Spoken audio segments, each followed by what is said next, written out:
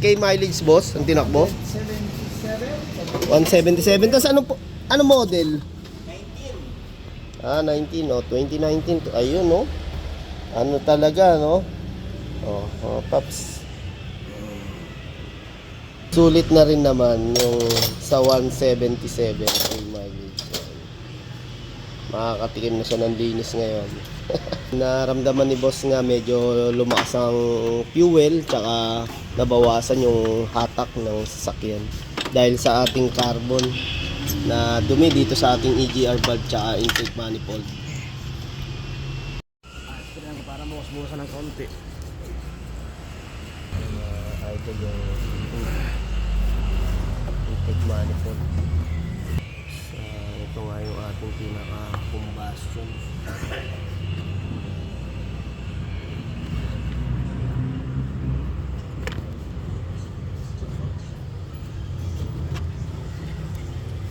Matigas ah.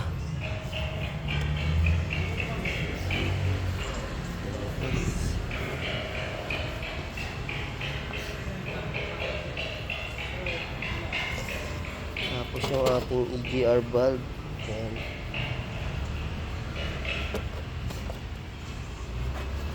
Sa ating EGR cooler. Ayan. Okay. Ito nga mga paps, naka ilang spray na tayo dito. Ayan.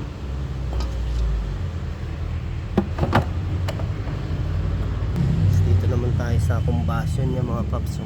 Isang butas pa lang yung sinusungkit natin na yan. Sa 177k mileage. Ano po. Kaya mas maganda pagka talagang umangat yung ating ng kilometer sa 100, maganda mapalinisan na po din natin yung talaga. Kasi yun ang magiging problema natin, lalakas tayo sa fuel, medyo bibigat yung takbo ng ating sasakyan.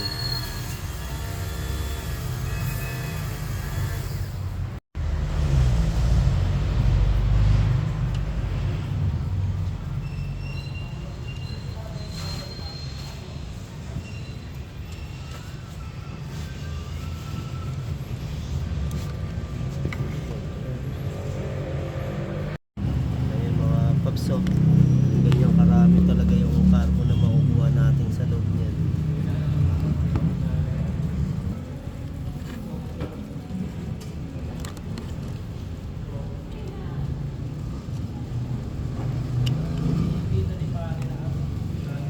Na?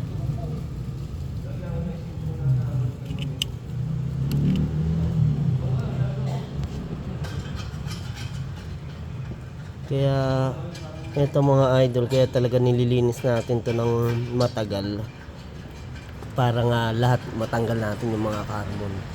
Hindi pwedeng sa intake manifold lang tsaka sa EGR. Ito talagang kailangan natin dukutin. Ito mga dumi dito, no? Ayan. Bali ito sa 3 butas pa lang to, hindi nukot natin na ganito karaming carbon.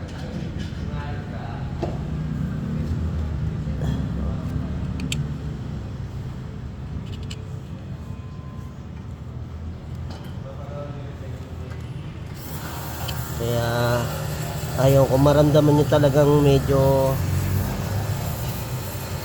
nabawasan yung hatak ng sasakyan. Ito palinis nyo na agad tong EGR valve. Yan. Pwede po tayo rito schedule po pag magpapalinis po kayo, kasi maghapon po natin ginagawa to. Ayan.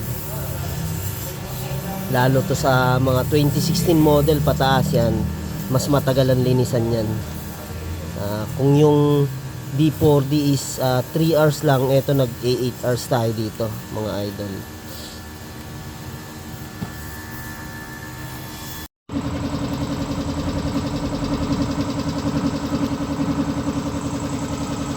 Yan, importante mga idol na ibabalik natin yung pinaka gasket.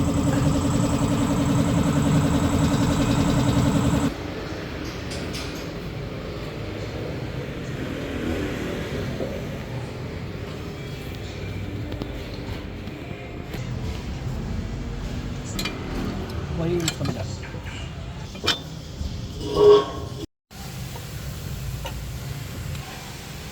Mga paps, kinakabit na nga namin yung ating EGR valve. So, yung EGR cooler natin, ito na nga.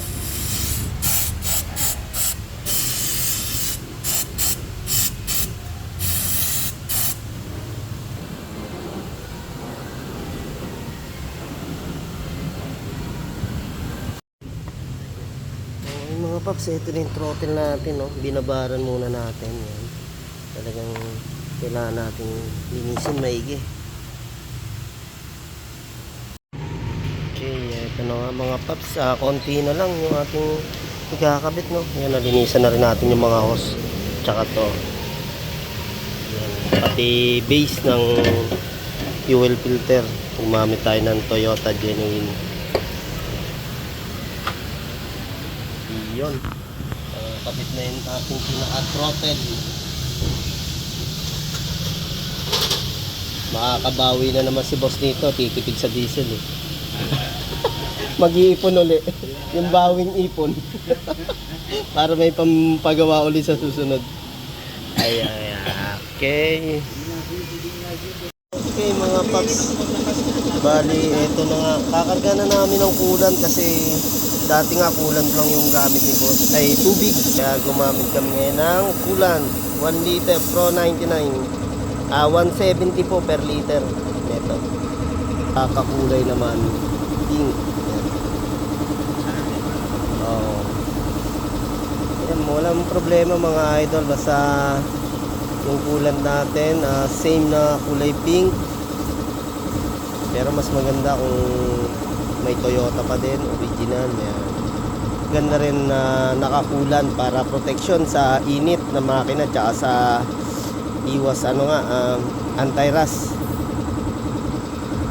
Ito pag dirining po natin yung kulat natin, halos magagamit tayo rito ng 6 liters. Yan. Tapos mga paps, pagka nag-drain nga kayo ng radiator, yung sa reserve natin, kahit hindi nyo po tanggalin yan, kusang bababa na rin yung kulan yan. Mapapa-start din na natin mga paps. Okay, start boss.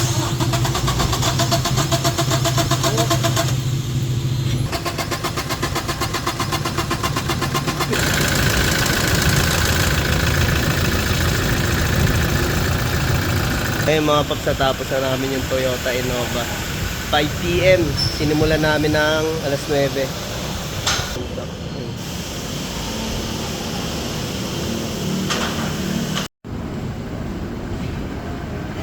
Okay, yun nga mga paps, natapos na namin gawin yung Toyota Innova. Bali, inabot kami ng 7 hours. Nilinisan namin yung EGR valve. Ayan. Okay, sa mga gusto magpagawa mga idol, message lang po kayo para ma-schedule natin. Dito po kami sa Taytay Rizal. Maraming salamat po.